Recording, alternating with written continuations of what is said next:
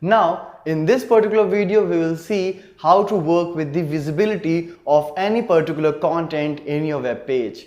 Maybe at the runtime you come across a situation where you want to make some particular text visible at runtime, or maybe you want to make it hidden at runtime. Along with that, you may also want to make it collapse or expanded. So let's see a practical implementation of how to work with the visibility of any particular element in a web page practically. So as far as the visibility is concerned, here I have taken a couple of paragraphs in which the first paragraph tag is the normal one, means as the normal text it will be visible over the browser, while the another paragraph is decorated with the style where visibility is set to hidden, means this particular text will not be visible over the browser. So let's save the changes and come to the browser, and here you can see only the first paragraph with the text this paragraph should be visible in normal way is visible in browser, but the other one is not.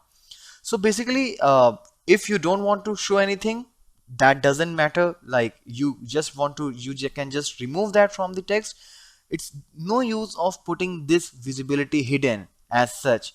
But if at the runtime you want to show or hide some of the content, then definitely it is going to help you.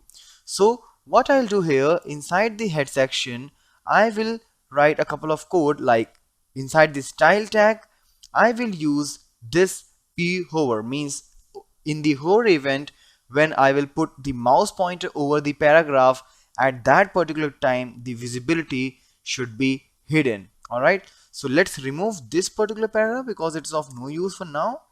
So let's save it and come to the browser, refresh it now. So for now this particular text is visible, but as soon as I'll put the mouse over it, so you can see this paragraph is no more visible, and again you can see this particular paragraph is there.